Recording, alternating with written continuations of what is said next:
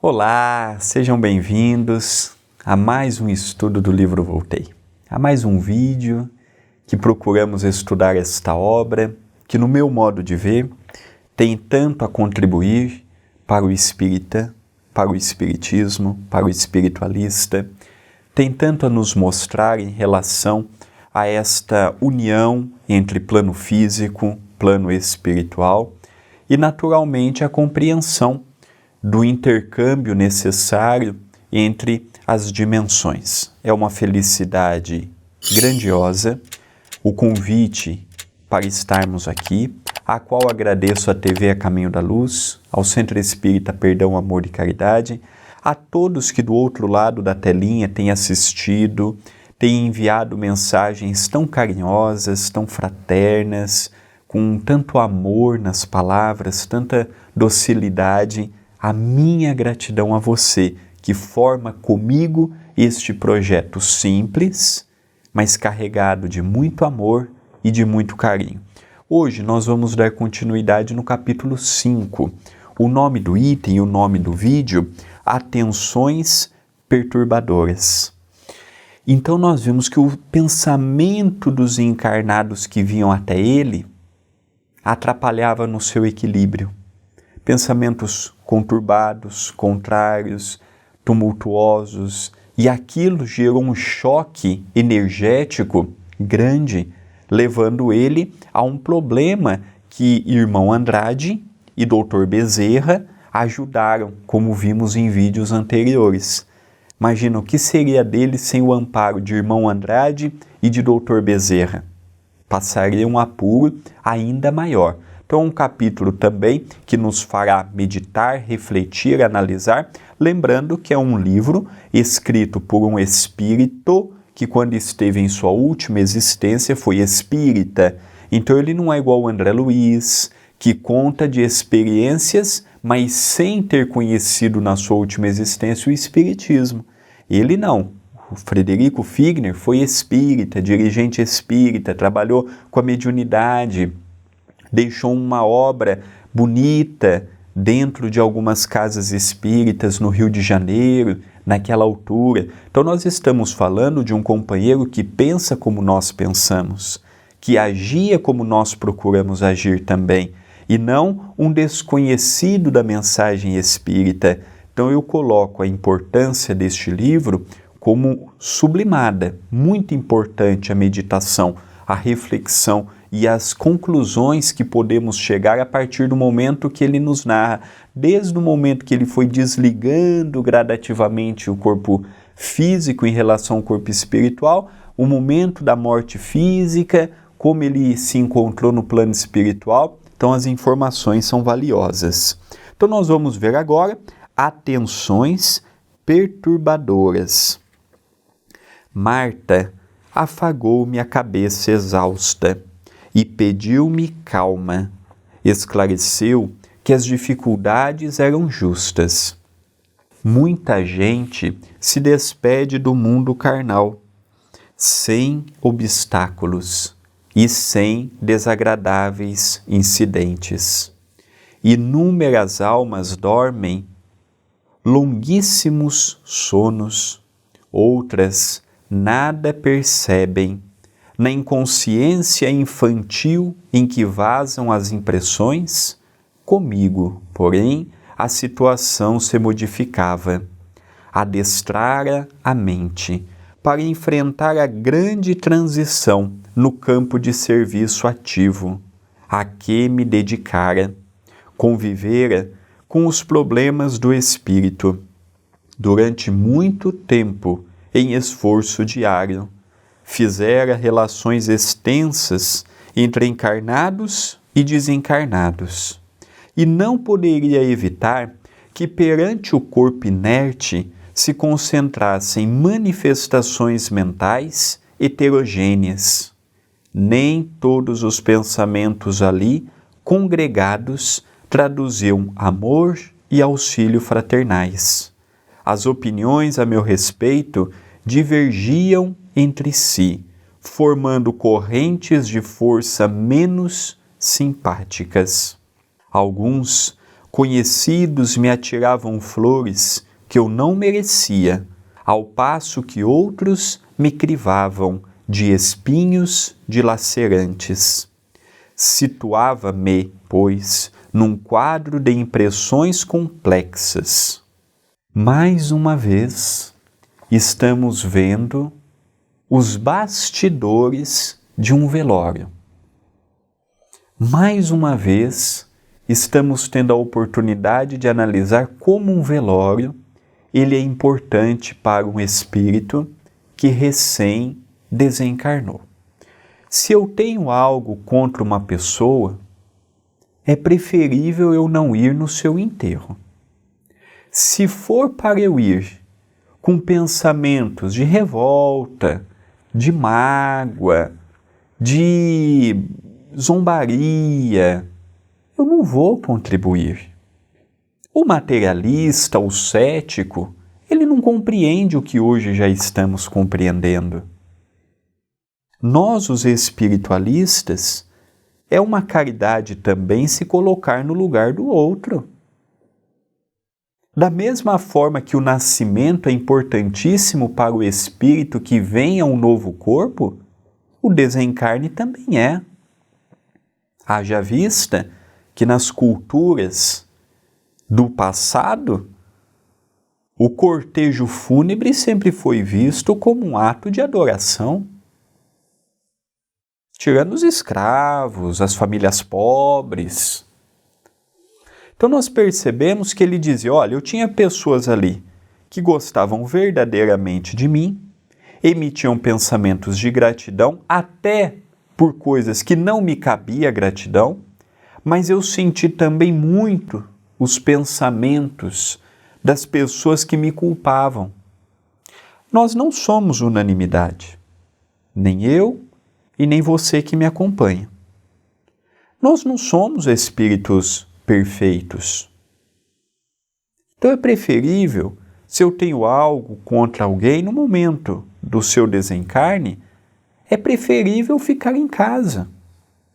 Se eu não posso somar, que eu também não atrapalhe. Se eu não posso ajudar, que eu não atrapalhe quem está ajudando. Aí os espíritos amigos que estão acompanhando aquele desligamento entre corpo físico e os corpos espirituais tem mais trabalho. O encarnado ou recém-desencarnado sofre um choque energético. André, e os espíritos que dormem, como já vimos aqui? Muitos podem perguntar, tem espíritos que não acompanham o féretro, a maioria não acompanham. Estes choques podem acontecer mesmo o espírito estando adormecido. Ele não está lúcido, ele não está acompanhando o que se passa, mas aquilo gera para ele uma confusão também, com uma impressão negativa. É como se fosse um pesadelo. Ele não está acordado, e quando ele acordar espiritualmente, ele não vai ter ideia do que se passou, mas aquilo passa a ser para ele um pesadelo interminável. Então, esta compreensão dos assuntos, este livro está conosco desde a década de 1940.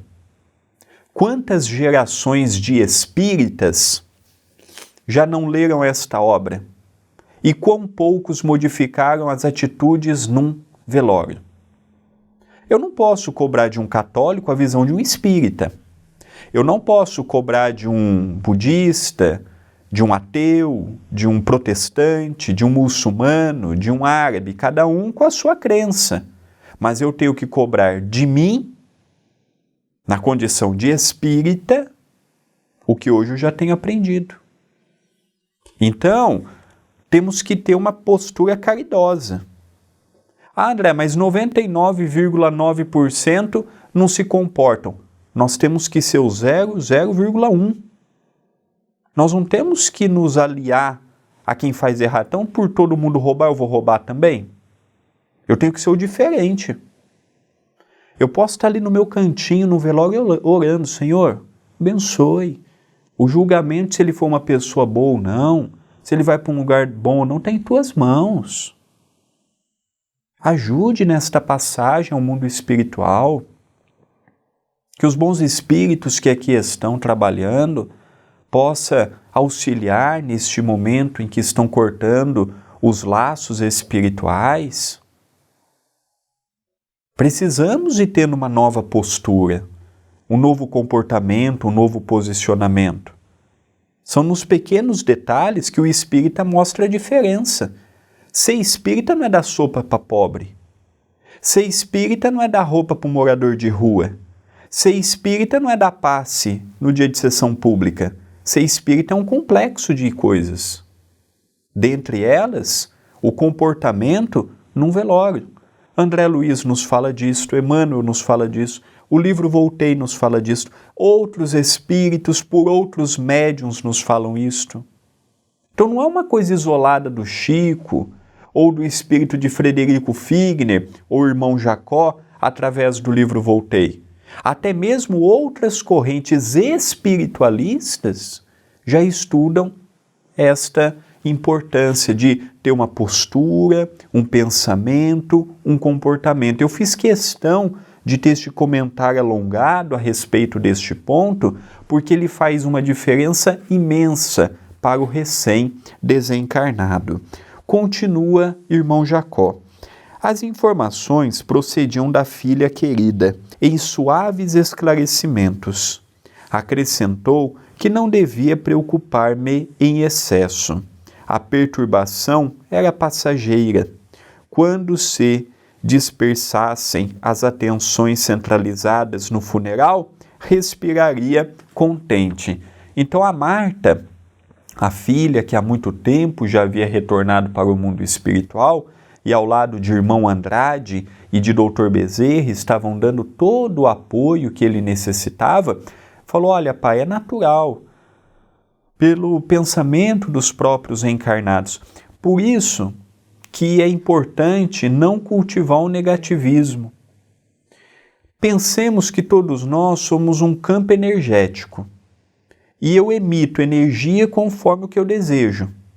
O negativo, o pessimista, o que valoriza só a dificuldade, é como se o campo energético dele atraísse só problemas.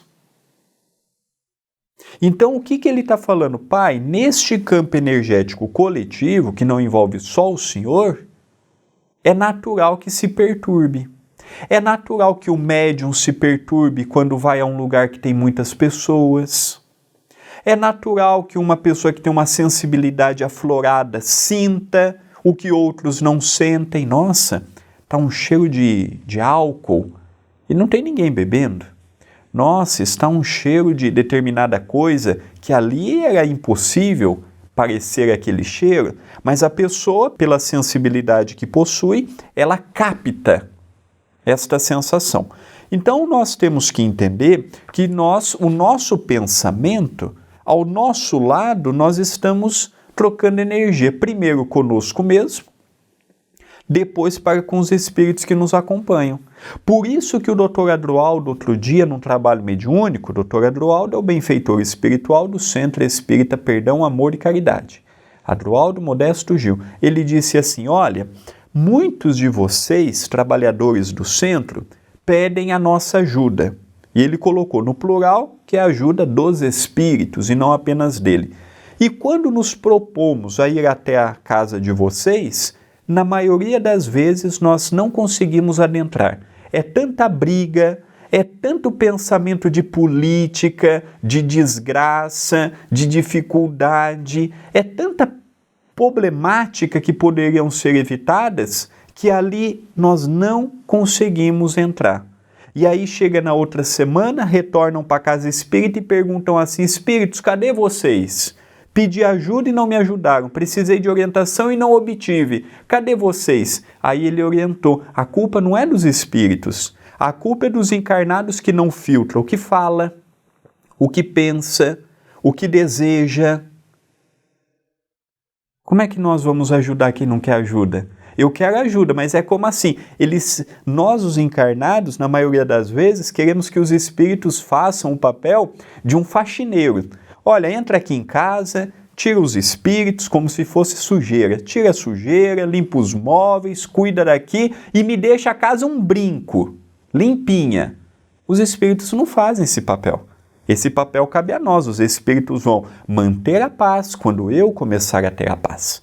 Então aqui Marta diz, pai, não tem o que fazer, sustenta firme aí, daqui a pouco termina o velório, cada um vai para sua casa e você não vai mais sentir este problema. Então eu fiz questão de trazer outros exemplos mais deste campo energético que nós todos possuímos e que nós somos os responsáveis pela emissão do nosso próprio pensamento para compreendermos que existe uma finalidade e que nós temos uma grandiosa oportunidade em nossas mãos que é de mudar a nossa própria forma de lidarmos dificuldades, problemas, gerenciar as lutas que nos chegam, já que problemas todos nós possuímos, em maior ou menor grau.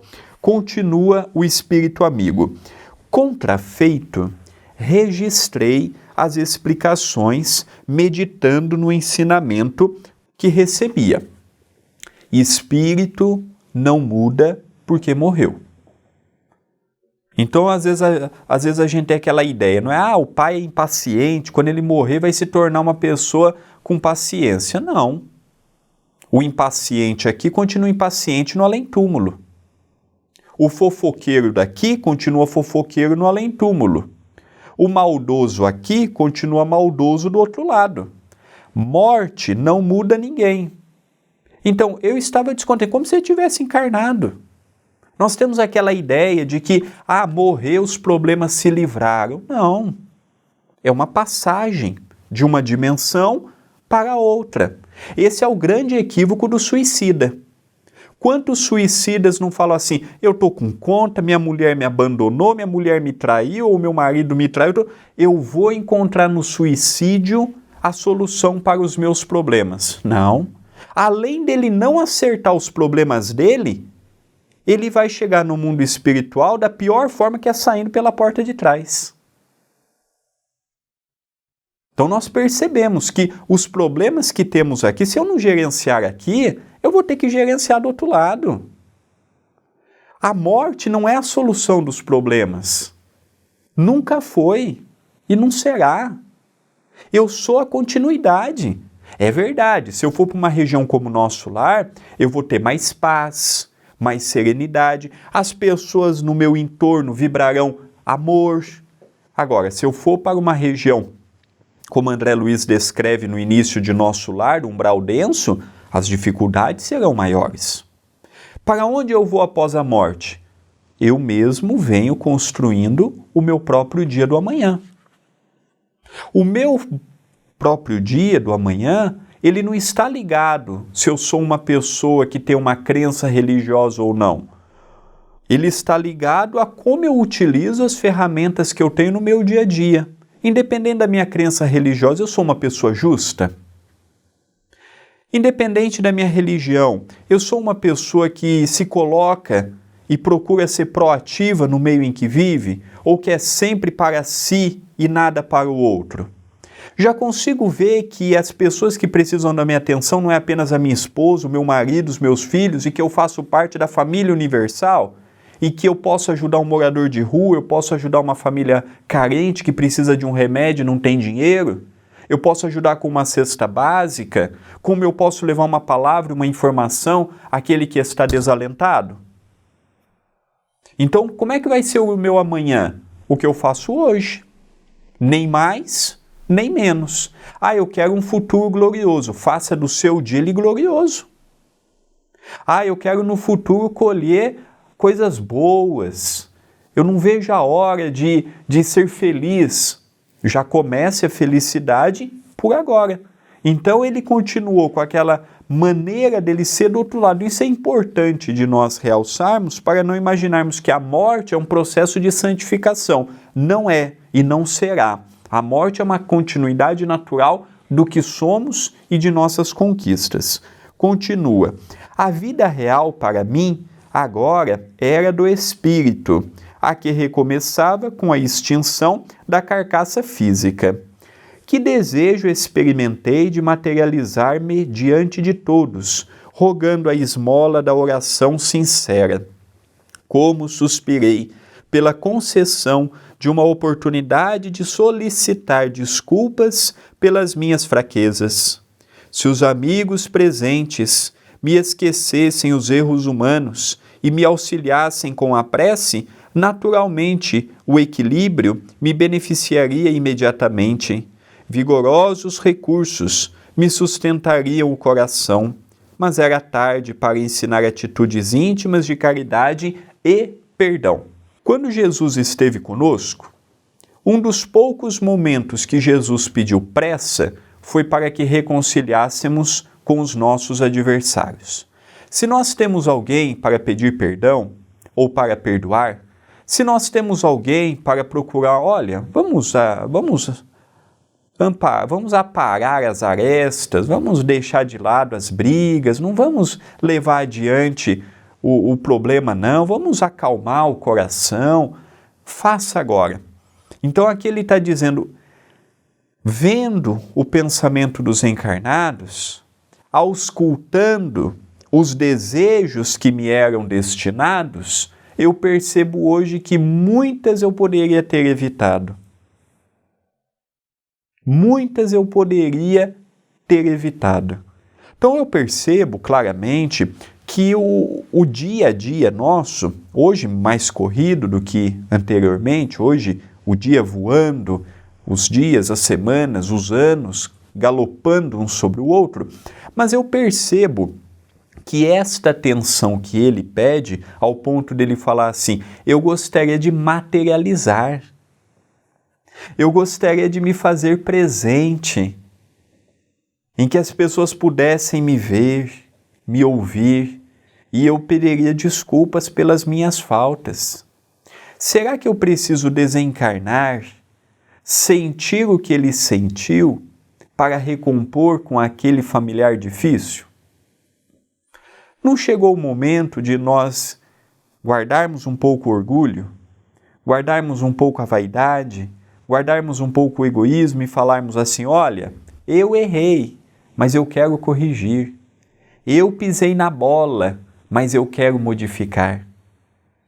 E ele encerra o item de hoje dizendo, pensei nos que haviam partido antes de mim, experimentando as aflições que me assaltavam, e consolei-me. E não me esqueci de que os encarnados, a ajuizarem com tanta facilidade relativamente à minha situação, também seriam chamados depois à verdade espiritual, tanto quanto ocorria a mim mesmo. Não me cabia reagir inutilmente por intermédio da angústia. O tempo é o nosso abençoado renovador. Então, compreendendo que daquela situação ele não poderia fazer muita diferença, manteve, se é que pode haver calma naquele momento, manteve a serenidade para que a sua própria situação não viesse a piorar e ele continuou velando o próprio corpo físico, o que naturalmente não é uma sensação tão agradável. Sabemos que a vida continua e estamos procurando, como ele mesmo diz, todos os dias já nos preparar para o dia de nossa partida. Mas a teoria é uma coisa. Quando somos nós ali, a situação ela se modifica. Mas ele, com o amparo de Marta, irmão Andrade, Dr. Bezerra, estava muito bem acompanhado, fez por merecer, foi um bom companheiro, ajudou e muito nas lides espíritas da época, casas, trabalhos, procurou o meio em que estava a solidariedade. Então não tenho dúvidas de que foi um espírito que chegou no mundo espiritual merecedor de todo este amparo.